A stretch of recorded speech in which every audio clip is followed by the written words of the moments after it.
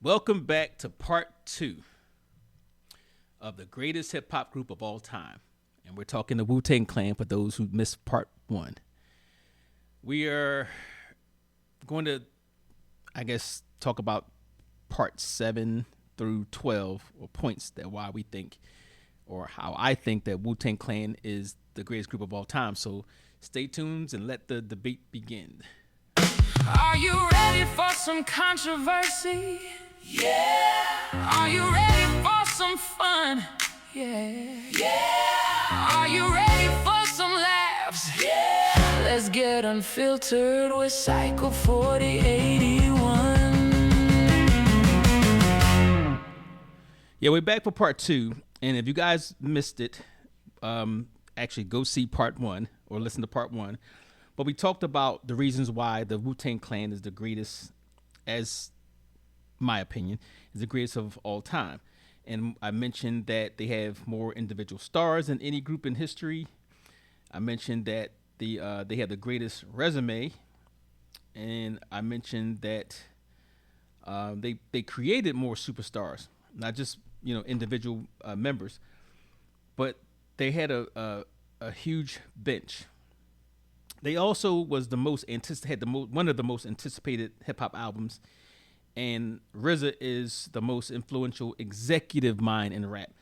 So they may not be tops in all those categories, but what makes them the best, they're 1, 2, or 3 in all of those. So we're going to talk more about that with part 2, and I got P Jizzle here.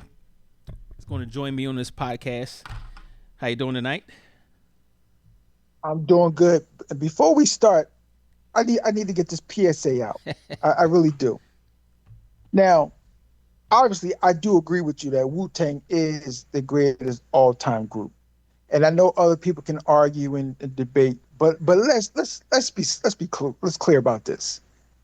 Let's stop putting in non-contenders. I don't want to hear about leaders of the new school. I don't want to hear about no JJ Fad. I don't want to hear about 8-Ball, MJG, UGK. I don't want to hear about that. I want to hear about, if you got an argument, there's 4 strong contenders. If you have an argument, Wu-Tang, Run DMC, NWA, and OutKast. Okay. Everyone else, if you can say the Tribe. The honorable mentions. That's honorable mention, but those 4 right there have strong arguments. I don't want to hear your localized rap. So group. wait a minute. I don't want to hear that. No, OutKast can't. No Fat Boys. OutKast can't be a part of that, because in the last episode we said they had to have at least 3 rappers or 2 rappers with a prominent DJ.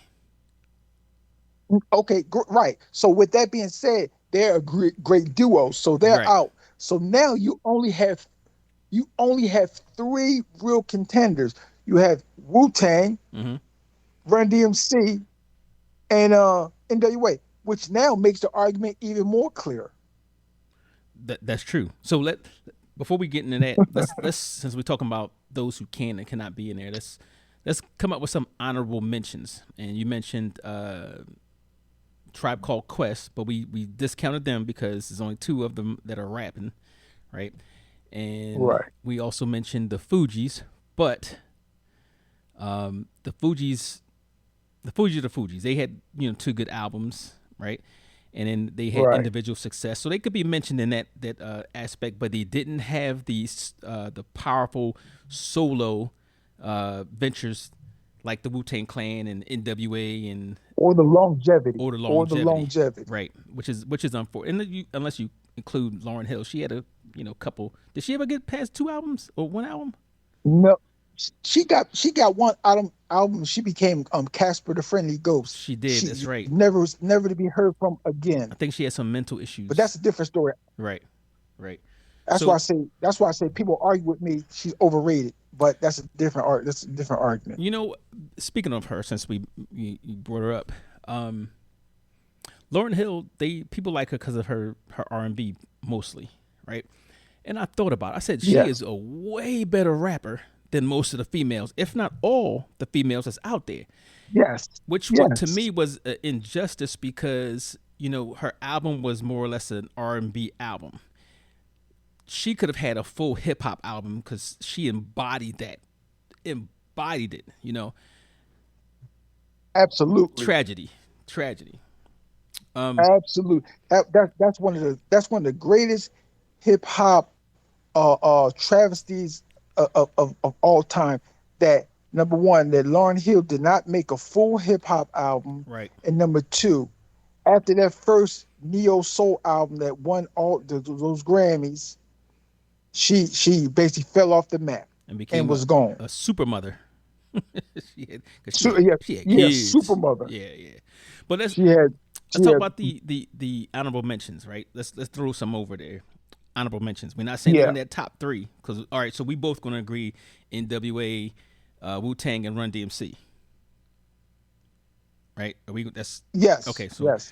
honorable mentions. I'm going to say Stetsasonic is an honorable mention because they had 5 dudes in that group, or 4 actually. They had 4 dudes in the group that rapped, and they had one of the best producers in hip hop, one of the best producers in hip hop of all time.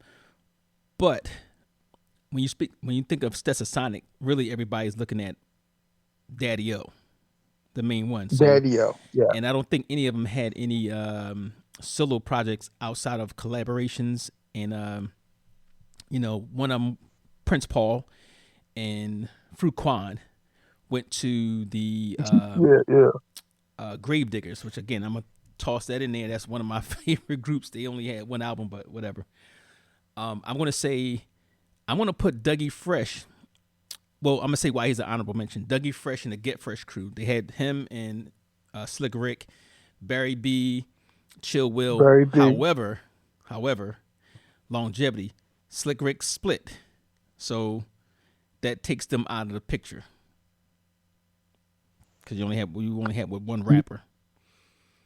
And then, okay, so honorable mention. Yeah, they are honorable mention. You can add the Locks. The Locks, yeah. Well, you know what?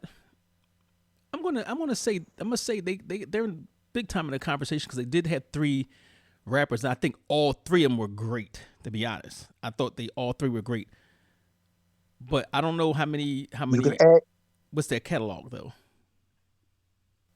Well, all 3 of them had a solo projects, but Chic was more or less mixtape project, or what they call mixtape projects, but all of them were lyricists. Mm-hmm. Then also you can throw Naughty by Nature in there as a honorable mention. Okay, I'll buy that. KG was there, and EPMD, Eric Parrish, and DJ Scratch. Right. Or who was there? Who was that first DJ? You remember? Kayla Boss. Who was the Kayla Boss? Right. Yeah, Kayla Boss. Kayla Boss. Well, you know what? And then let me add this into the group only because we talked about it. And would you consider Terminator X a impactful DJ? Oh yes. Okay, so then Public Enemy has to be in that conversation because they have longevity, and they got the hits to back up. Okay. No solo projects I don't recall, but I had to add Flavor Flav in there only because he did have a couple cuts in there that was he contributed. Flav had a solo project. Did he? Yeah. Okay, so it didn't go nowhere. And Terminator X had he did. That's right. Terminator X You're had right. a solo project. He did. That's right. Valley of the Jeep Beats. I brought that. That's right. That was back in the 90s, right? So yes. And then you also can put Amigos. I'm gonna put Public Enemy in that conversation, not this honorable mention side of the conversation. For a number of reasons, but. You said now I can't say anything about the Migos because I've never listened to anything they ever put out ever. Now I will tell you this: I went to California. I went to L.A. I went to L.A. I was in the what's this? Was the Staples Center or something like that? Mm-hmm. I watched the Migos. I was surprised. I was surprised how many songs they had, and I was like, "Whoa! They made this, they made Okay. that, they made that." They had songs after songs after songs, and I was like, "Whoa, whoa!" All of them had three. They all had individual projects, and each one had commercial success on their projects. Okay. So let's add them in that talk because they had three, right? Um, Yes. Let me tell you, my first introduction to the Migos was they was in Baltimore, and they were coming to a mall for a promotional thing, and people was telling me, "Oh, the Migos supposed to be here, the Migos," and I was working in the mall. I'm like, I don't know no damn Migos. I don't care about no Migos. But while I was working in the mall, I had the opportunity like to, I guess I didn't say directly meet them because I was looking at them, as who are these dudes? I thought they were just some local dudes. And then also it was Drew Hill with Jazz and all of them. Okay. And what's the guy? Trey Songz, right? So I had the All opportunity right. to, work with them, so to speak. And but yeah, but the Migos, I thought I thought they were a local group, and I was like looking at the how popular they was. But whatever. Right. One day out. Oh, let me tell you this too, which kind of dropped the significance a little for me when Chris Brown, the singing nigga, did that diss. I said, "Oh my god!" And to be honest, let me throw this in there since we talk about the Migos. That was probably one of the best diss records in recent times when he put that out, and he wasn't even a rapper. He wasn't even a rapper. I was like, Exactly. "Oh my goodness." Breezy did it. Exactly. But all right, so we'll Exactly. throw Migos in there and Public Enemy, and let's see. I know you wanted to put no, we discounted Digital Underground. Um I don't think it's too many. Oh, Bone Thugs and Harmony. People will say they would be number one. A lot of people will say that. I don't get it. I know they had some Bones song. Thugs and Harmony #1. Oh, you should see that when we talk about that on social media. There's a lot of people will swear to put that they should be number one. I'm like, Oh my eh, goodness. yeah, Wow. they were decent, but I don't think they had anywhere near the impact. And they said, well, even that style. Well, that style is not theirs. It was people before them that had that style, But that's neither here nor there. But let's throw them in Yeah. there anyway, because whatever. Then you said you didn't like the Ghetto Boys, but they had three rappers. Nah, They had three they rappers, they did. and they were successful. They had longevity They as well. they were successful. So I Yes. think they get in the conversation just from that. Now, while we're down there, let's discount. Was it UGK, Hot Boys? That was a The hot collective. the Who hot else? boys, yeah. Trying to think who else down there. Oh, wait a minute. How could we forget? Two I Live know you're Crew. gonna say. Two Live Crew. I knew you were gonna say. How do you forget two? Now, let me go with Two Live Crew. Yeah, I know I know you're gonna say. I know what you're gonna say. Pioneers, impactful. They changed the industry, right? With that whole explicit lyric thing, right? So they went through. They were a very impactful group back then. I used to argue about them. I was like, they ain't nothing, they ain't nothing, la la la. But you know what? We could still today we can yell out a few of their songs, right? Listen, when I was in college, down there, South Carolina, when the Luke song came on, it was all out. It was all out strip naked sessions on the floor. Crazy. So definitely impactful, right? Impact. Impactful, longevity. I'm not saying they're lyrically they were some Rakim or Cool G Rap or LL Big Daddy Kane, none of that, whatever. But they definitely made their mark as far as a group goes. So I'm gonna throw them in there. So I'm gonna say something else. I'm gonna say another group that I'm not gonna say.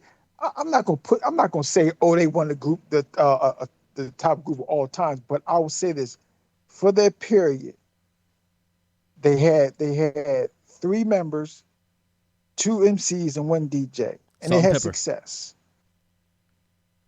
And Houdini. Houdini, yes. Yeah. Yeah.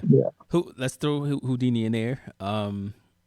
We gotta mention Salt and Pepper because they had probably, as far as longevity goes, for a group. Yeah. Yeah, I think they're actually up They're there. they're in the Rock and Roll Hall of Fame Yeah. for a reason. Yeah. And Beastie Boys. You got to put the Beastie yes, Boys in there. Yes. Now I'm gonna tell you why the Beastie Boys is eliminated as far as the contention. Not because they didn't qualify for the group and everything, because they had four of them. Yes. All right. So, but the Beastie Boys, they had License to Ill, and then they really didn't have longevity when it comes to actually hip hop records.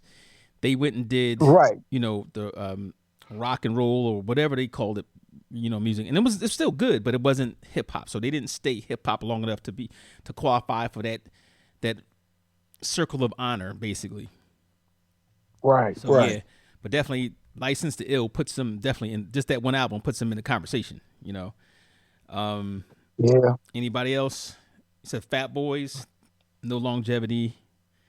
No, you can't put the Fat Boys in there. Yeah. I mean, like I said, the and- Fat Boys was a great novel act. Yeah, you know what? They didn't qualify anyway because two of them rapped and they didn't have a prominent DJ. So, I'm not counting a beatbox dude. Buffy. that don't count. But all right, so yeah, some great groups out there now. But let's get to number 7 of why I'm saying that Wu-Tang Clan is the greatest. RZA is the most important producer in hip hop history, and I'm tell you why. Without RZA, there's no Wu-Tang. Without RZA, there's no signature sound, and we talked about that Sunday afternoon or Saturday afternoon kung fu theater, that everybody could connect with at that time. Yeah. No martial arts aesthetic, no underground movement. So I'm going to say that RZA belongs on the same tier, or if not above, Dr. Dre, DJ Premier, Kanye West. That's what I'm going to say. I would agree. Okay. I would agree. And so to add to RZA's genius, we talked about him being a producer. Nobody had a sound like that. Nobody. When he busted on the scene, and he still had success producing other acts and other groups, being a member of and his own solo thing. So yeah, he's definitely one of, I'm gonna say not the most, but he's one of the most important producers in hip hop history. And then number 8. Now, there's maybe a little debate on this one too, but Wu-Tang Clan saved New York hip hop. Okay, so I remember when they came on. Funny enough, let me tell you about the Wu-Tang Clan. When they first came on the scene, I saw the cassette first. Never heard them. I saw the cassette first, and I'm like, I was looking at the cassettes, at the music, at the matter of fact, I might have been at the NEX. And I'm looking through stuff. I'm like, Wu-Tang Clan, what kind of shit is this? That's whack. Whatever, right? Yeah. Till I happened to hear it. And I was like, yo, who's this? That's the Wu-Tang Clan. Right. And it got me. So I think, plus it was the video, remember Video Jukebox? Yes. So I think it was that too. And I was like, damn, I like this group. It was different. It was nostalgic at the same time. So, it just had a sound of its own. And then again, where else you gonna find that many great MCs in one group without having the problems they had? It was genius. Goes back to RZA's genius. So when I'm saying, all right, let me go back. In the early 1900s, the West Coast rap dominated. Obviously, who was dominating? It was NWA. It was Snoop. Snoop killed it from West Coast. You had Short Dog, Too Short, MC Hammer, right? The Hammer. What's the other dude from up north? E40. So the West Coast was killing it. Let's say that. Yeah, the West Coast was killing it. Yeah. Most historians widely credit Enter the Wu-Tang with helping return New York hip hop to national prominence during a period of West Coast dominance. And that's what the songs "Protect Your Neck" came out. Cream, Wu-Tang Clan ain't nothing to f with. So now the question will come up. You're looking at the '90s. Who was actually bringing back? Oh, West Coast. Let's not forget Tupac out there. So, Yeah. who came in the '90s that actually brought New York back to prominence? Now, we still had MCs in New York that was still great. You know, they may not have had the commercial success. But go ahead. I'm gonna say three names. Three names. Mm-hmm. Wu-Tang. Mm-hmm. And I'm a omit one because it's obvious who what he did. But as far as to bring New York hip hop to New York back to national prominence, was Wu-Tang, was 50 Cent, Mm-hmm. and was DMX. Oh, the dog. I don't know why. Yeah, they didn't DMX. So, because what you now? With that said, now I'm trying to think that. you can't put Rough Riders. No, You can't. I wouldn't put Rough Rough Riders Riders is in not there. a group. But just in hip hop artistry in the '90s, you had DMX, you had Notorious B.I.G., you had Nas. Of course, yeah, you had Jay-Z. You had Jay-Z. You had Nas. You had who's the other one we missed?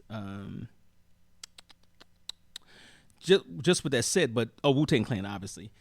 But I think with those guys there when they came out, I think they basically killed it and you know brought them back to prominence. Whether Wu-Tang Clan, as far as a group, definitely Wu-Tang Clan. Everybody else was solo artists, but as far as a group, Wu-Tang Clan had the mold. They created the mold. They broke the mold. That was it. So my question was, did Wu-Tang restore New York's credibility, or does that credit belong more to Notorious B.I.G. or Nas? That's a debate, because that's a debate. But I will say this. There's interviews on record where they said that B.I.G. and them, B.I.G. and I think somebody else, they said them dudes from Staten Island is coming. Right. I mean, it's the same thing. It's the same thing when Jay-Z came into the studio to all his roster, the rock, and said 50 Cent coming. Right. B.I.G. and them said them boys in Staten Island, they coming. So man, I'm trying to think. Let's go back to the '90s. Yeah. B.I.G. came out first. Right? Yeah, B.I.G. came out first. And then it was Nas? B.I.G. came out in 93. 93. I want to say. Okay, and Wu-Tang Clan came out in 94. 4, yes. Then let's see, Jay-Z came out in 96. 96. On his own. 50 came out in, let's see, I remember, let me see, when he became a powerhouse. That might have been 2000. That was 2000. That might have been 2002. But again, you had Jay-Z, Biggie, Nas, DMX, right, and the Wu-Tang Clan. Those 5 together basically brought or even the scales when it comes to hip hop. So I'm going to say that. Yeah, because 50 Cent, his debut album came out in 2003. Okay. His debut album. He was bubbling underneath because he was doing different things, and he did this song about robbing robbing how to rob. Yeah, they didn't like that too much. A lot of people didn't like that too much, but that was the buzz. And but Wu-Tang, you got to look at their full in hip impacting hip hop. Right. You got all these members who were wordsmiths. They weren't the MC, they was wordsmiths. And they all each had a distinct commercially successful album. Mm-hmm. It's never been done. One thing I'm gonna say about them, this is kind of like goes back to the genius of RZA, right? You compile 8, 9 dudes, and I say 8, 9 because a couple of them was locked up at the time, they popped in and out. But you compiled 8, 9 dudes from Brooklyn, Staten Island, with all different styles, and it flowed. Yes. It was no. I mean, that in itself is kind of genius that you can get that many people with different styles and synchronized on a song. That's one thing. That's crazy. Then the genius in that was too, if you look at it, you got let's say 9 MCs, including himself, right? 9 MCs, and they put out something. They only have to put out one verse each. They all can't fit on the same album, but you can come in there and say, hey, I'm gonna give you my best verse. You don't have to come up with whatever. So with that said, that formula that they put together was just unreal. Let me get 9, I would say back then, 9 dope MCs. Hey, just give me one verse. And then another thing, do you know how hard it is to manage 9 personalities? Exactly. Exactly.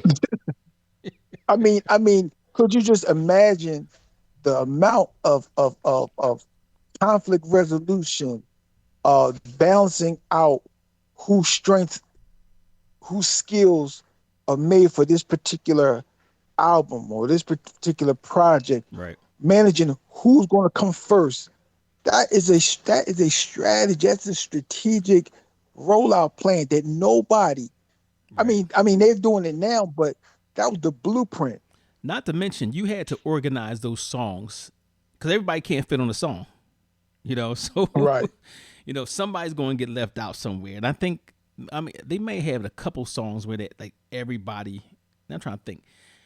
I can't think of any song where everybody was on it. You God was always getting left out.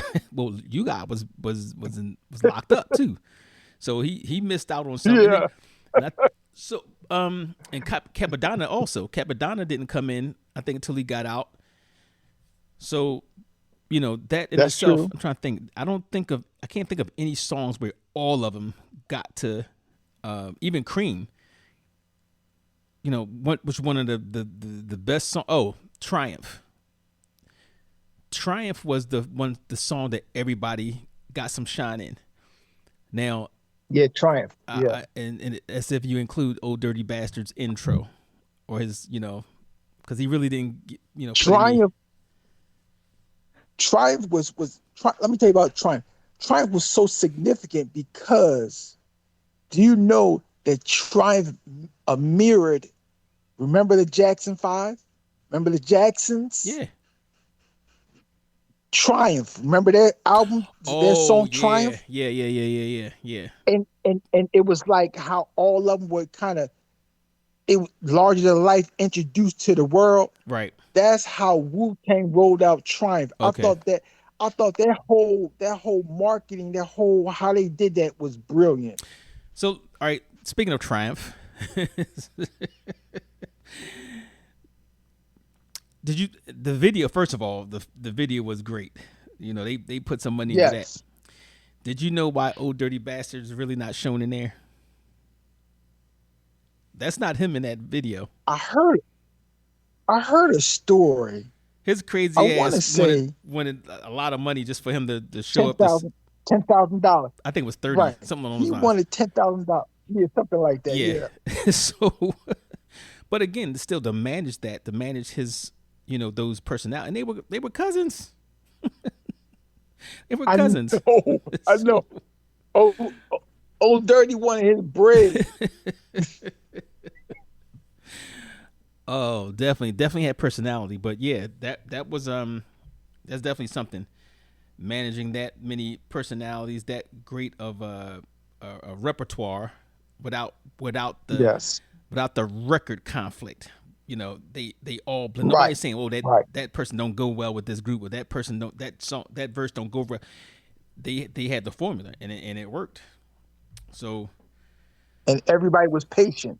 yes, Everybody was patient because could you imagine that waiting patiently for your uh uh individual project to come out and buying into the group philosophy. Okay, RZA, this RZA's playing. This how we gonna do right. this and that.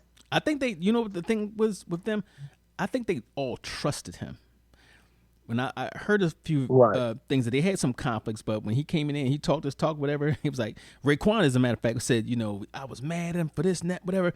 But he has a way with words, and you just can't be mad at him after you walk away saying that you should have been mad, you should have did this and whatever. But he's like a cult leader. So, Yeah.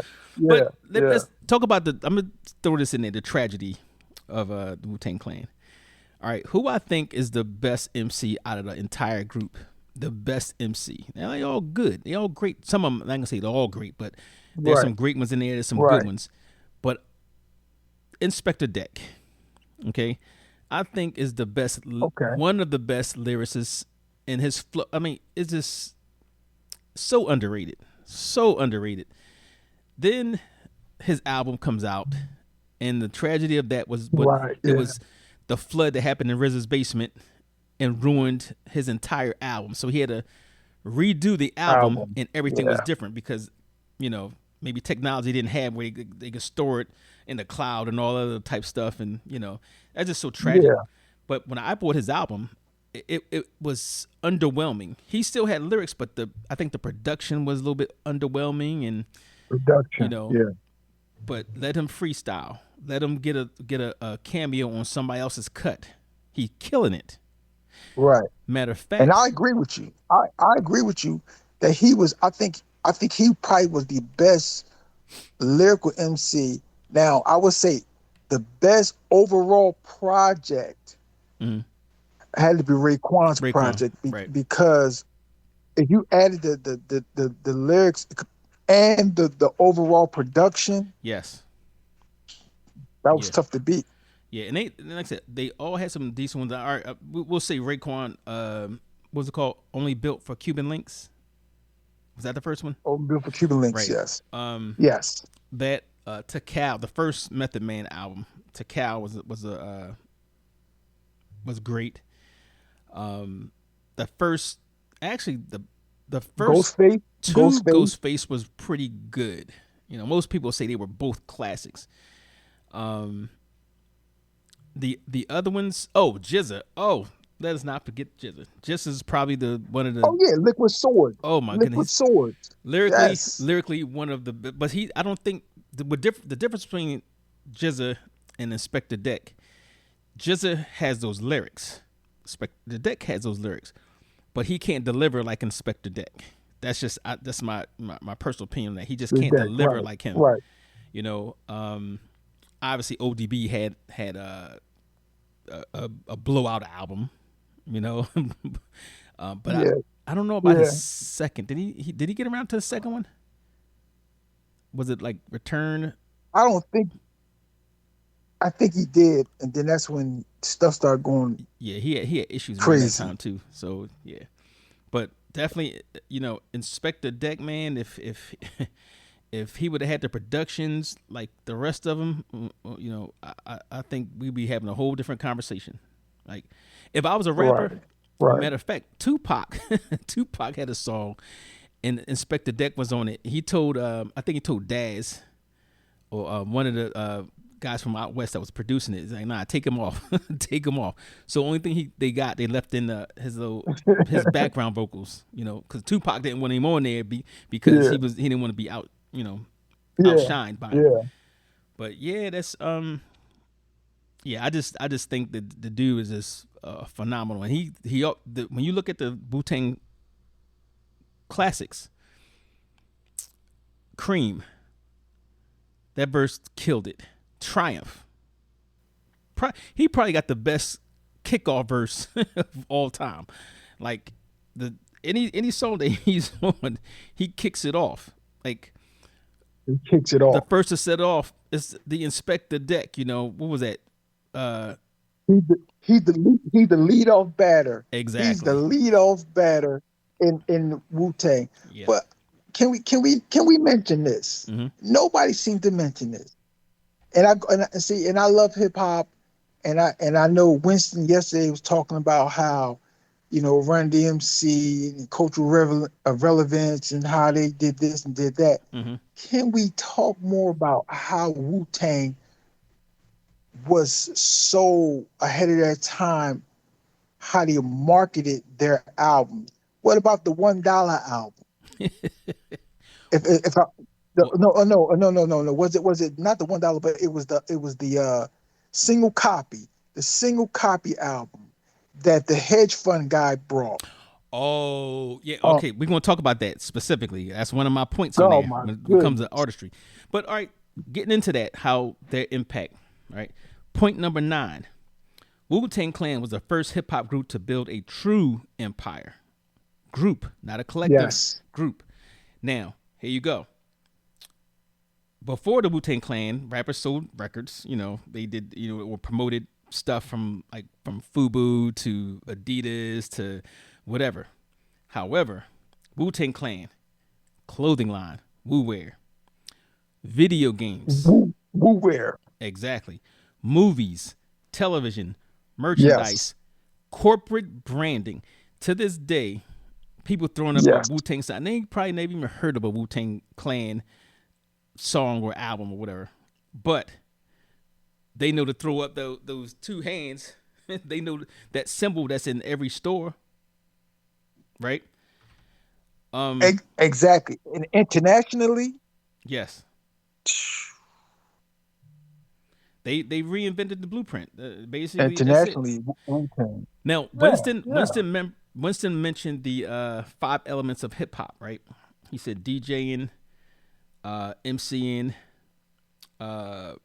Break graffiti art, dancing, all right, graffiti art, yeah. and a street entrepreneurship, right? So Yeah. obviously the breakdancing, you're not gonna keep up with that. That's sign of the times. The DJing, that's another thing that kind of the times kind of phased out somewhat, because you don't really need a DJ. You just got to have a great producer that can get in there, and sometimes the DJ is a producer, so that matches up. Right. But as far as the entrepreneurship, come on, who? I still got Wu cologne. Exactly. Wu, and somebody got me for it. Got me for my my Method Man T-shirt with the upside down. And that's another thing too. Like each one of them had that same symbol in a different thing to market. Every one of them. Jizza had the G. I went to the city. I went to the city last month. Now I'm in the Philippines now. Mm-hmm. I've seen 2 people with Wu-Wear T-shirts on. Really? Yes. I will, if I see somebody on the street and I'm saying, hey, where'd you get that? And I'm talking about the classic. I want the black T-shirt with the gold Wu-Tang symbol. With the gold, I stopped them because you don't see that. You don't see that too much. Well, what I'm saying is that it lets you see that the cultural relevance of Wu-Tang is not just relegated to the United States and Japan and these Asian countries. Because once again, what did they do? They emphasize Asian culture, kung fu, Shaolin Temple. They made it relevant. Right. They sure did. Brought the 70s back into the 90s. They brought the 80s back into the 90s and carried it on. So, but now since you mentioned the T-shirts in the Philippines, check this out. Point number 10. Wu-Tang Clan is the greatest example of black entrepreneurship in hip hop. Here's why. And you mentioned it at the last episode. RZA's deal allowed members to sign solo contracts elsewhere while remaining part of the group. At the time, that was revolutionary. That was genius. I heard him Yes. describe how that worked out, and they got a point system. So imagine the Wu-Tang albums blowing up. Everybody's getting paid off of that. Solo albums, they blowing up. The members still get paid off of that. Right. And just think about this. This is one thing I didn't mention too. When you talk about groups, if you took all the individual albums, forget the solo albums, that's done, right? If you took all the individual albums that they did and took the what do you call it, the ones where they worked on together, put it up. I lost the word for that one. Okay. That's another 2 albums. That's another 2 or 3 Yeah. bomb ass albums. Tony Starks and Raekwon, how many songs did they do together? Any of those songs where they partnered up, where they did a cameo, they could be put back on another Wu-Tang Clan album. And now they got 3 or 4 more. Genius. Like, I don't know where he gets that from, where he got it from, and you got to remember that was a time where record companies was really raping the artists. They weren't getting everything that they can get, and it was harder. Yeah. But RZA was a visionary. Oh yeah, because I know the last episode we were trying to categorize whether RZA was a DJ producer. No, he was all of those things. Exactly. That's why I say he was a visionary. Yeah. You can't quantify RZA and put him in. He was an MC. He was a producer. He was the so-called CEO, businessman, DJ, marketer. He was a visionary. Yeah. Writer. So he was everything. Writer. So now it could be said that the Wu-Tang Clan was actually teaching ownership and business strategy, while a lot of them other rappers were chasing advances in jewelry, right? They was trying to get that advance, blow the advance, and we heard the horror stories. We heard, I learned about marketing strategy, setting up your business, leveraging. I didn't learn that from business books. I learned that from Wu-Tang because I studied the marketing plan. I studied their marketing strategy, and what I did, I took the way I set up everything that I'm doing now is directly. I set it up directly from what I learned from how RZA set up things for the Wu-Tang. Okay. Yeah, going back to that, that's another thing too that was kind of genius. One of the albums, might have been more than one, but I know one was a CD that you can actually put in your computer and access a whole online, studio and different things. It was like almost Studio. Yeah. So that was definitely different at the time. Definitely innovators, visionaries, and That was innovators. it. Well, that's what, and hence his name, Bobby Digital. Yeah. All right, point number 11. There is no hip hop group with better solo albums. Name one. No hip hop group with better solo albums. No hip hop group with better solo albums. I think you got us on this one because I did the dig up last night, and you were right.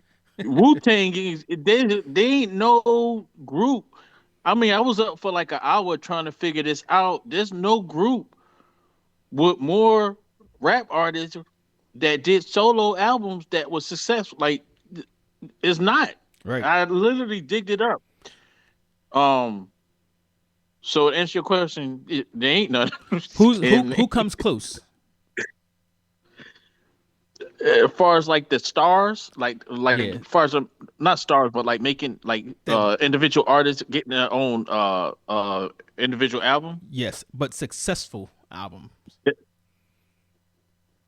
Oh, now I you can't you name adding one. that. The only You one adding that the too. only one that comes close is NWA. That's what I was going to say, but Yeah. they don't have that many like Wu Tang did. So well, not as many as, but that's why I said they come close. But if you look at They got Cube. They Cube, got and Cube. how many did he have? He has a Yeah. plethora of solo albums. He has all of them. Yeah, Really? Right, right. but if you think about it, it's only three.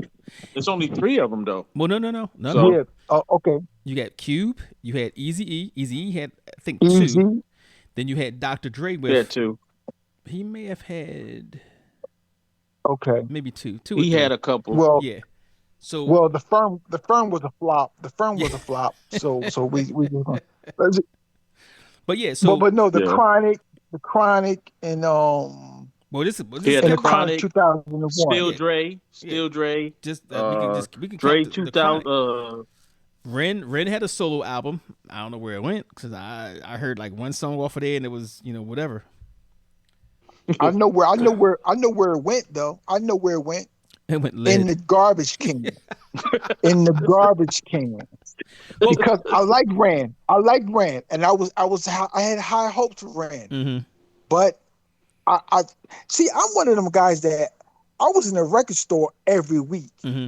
I was buying CDs. I was buying records. I got Ren's album and I threw it in the trash. Wait a minute. So I never thought. So Ren is a good writer. He helped write some of the songs of NWA, mostly Ice Cube, obviously, and actually DOC back then. But Ren, I always looked at him as a backup, a fill-in. Like I don't think. No, he was one of the best rappers on there. He was like it was him and Ice Cube. What you smoking? Uh, What you smoking? No, MC Ran was like he was good. Make it back what Paul said. His album was trash though, but he was one of the best MCs on there. Like as far as the NWA All right, group. so let me give you an That's what I'm example. On that album, Ren has a solo record on that album. You remember what it was? A solo record. Yeah, on the NWA album. The villain, something. It was the villain or something. Villain or something. yeah. The Villain. Something villain. Can you give me a line? Yeah, I'm album- gonna share something with y'all. Ren didn't even write that. DOC did. I thought Rand wrote his rhymes.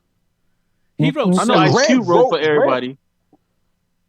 But when Cube left, remember Cube left. Yeah.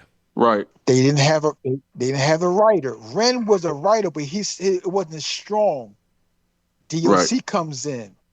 DOC starts writing 100 miles and running, all stuff like that. Mm-hmm. He started writing stuff like that. Which okay. if DOC didn't have that throat injury, DOC would have been Absolutely. super big. Absolutely.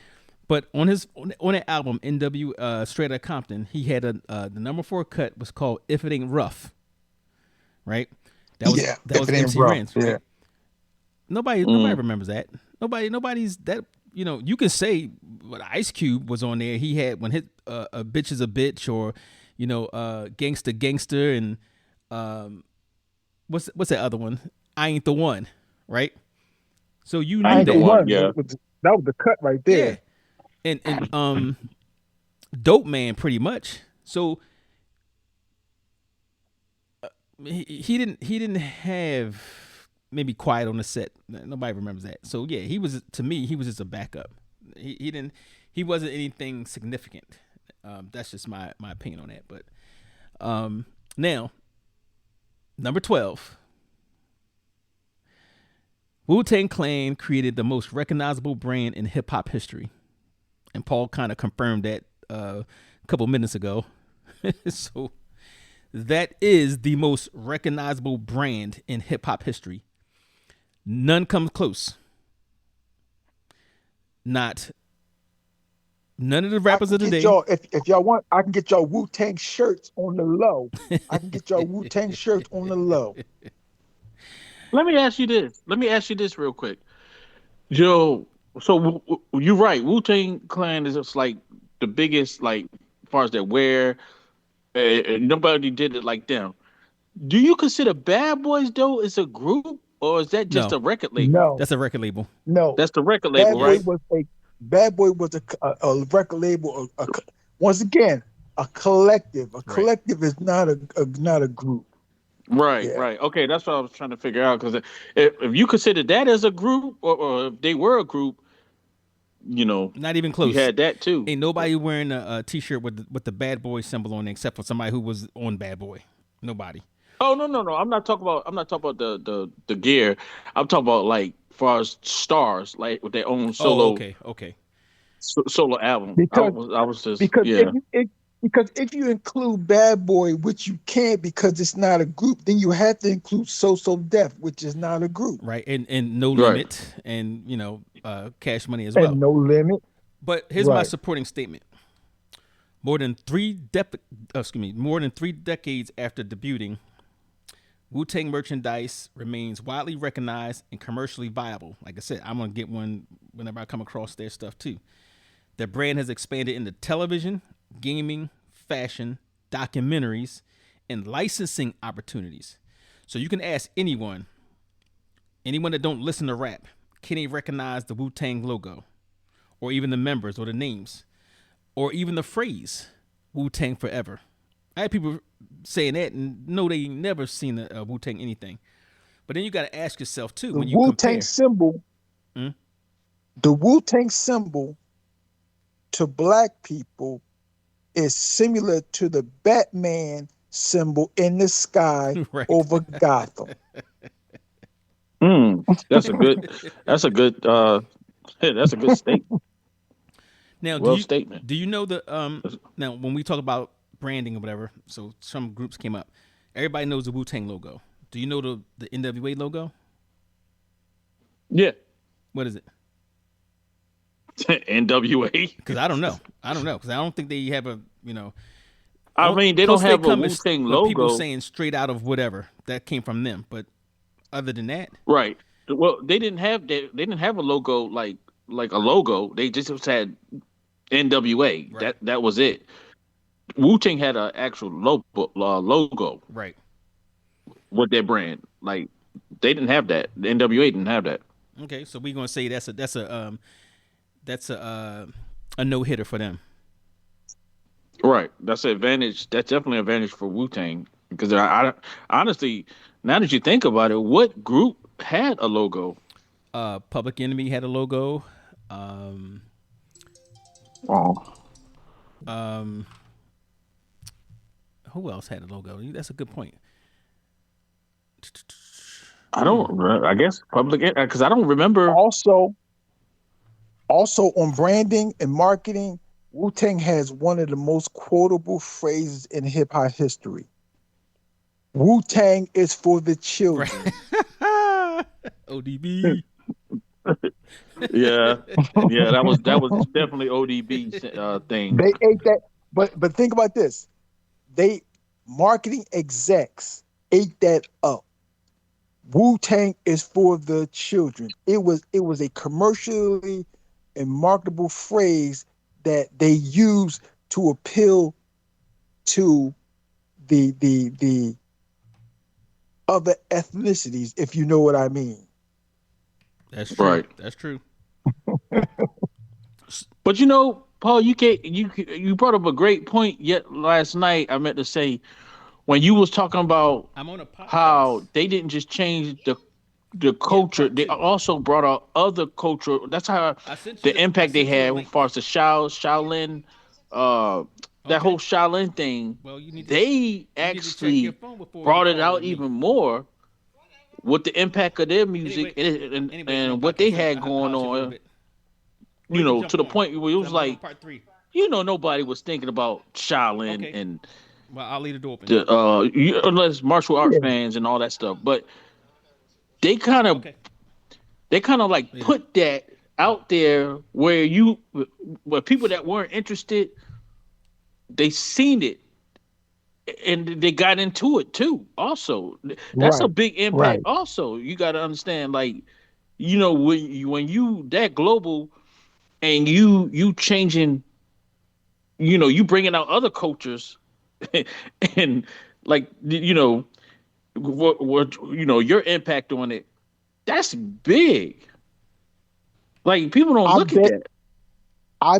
I bet when Wu Tang came out, I bet viewership to Chinese theater went through Mm. the roof. Oh, I can only imagine. so let me tell you, when they came out, there was a huge resurgence of video people, the Blockbuster and all the other ones. They had the video tapes of all the old kung fu flicks, and they actually Mm. kind of matched the names to some of the things that the Wu-Tang Clan had, the monikers or whatever, right? And I had them. I must have had like 20, 30 of the VHS tapes, and they did change some of the names. I had the Old Dirty Bastard. That was a kung fu flick. I had the I forgot the one that they had, but one of them was Ghostface Killer. Obviously, he's a character in there, but they had all those songs. I mean, all those videos that was sampled by Wu Tang. Some of them was my favorites, like the Master Killer, 36 Chambers of Shaolin, you know, Mm. Wu Tang versus the Shaolin, all of those. Even what's it called? Shogun. What was it called? Shogun Assassin? No. Shogun, yeah. It was one of them that they sampled. But anyway, those were some great ones, and it obviously sold because I remember I was in the mall, and I used to work in the mall, but I used to always go to this one movie store that sold the videotapes down there, and they knew I was coming. They had a whole section of them, and I was buying them as soon as they came out. So yeah, that was a good point. But anyway, I'm gonna thank the guests for joining us. But stay tuned for part 3 of the greatest hip hop group of all time, and it ain't even close. But part 3 is coming soon, so you guys, hopefully you'll stay with us for part 3. If not, catch us online. Thank y'all for tuning in to another episode of Unfiltered with Psycho 4081. Big respect to our guests for keeping it real, and love to every listener rocking with us week after week. This conversation ain't over yet. Stay locked in for the next episode coming soon. Until next time, keep it unfiltered with Psycho 4081.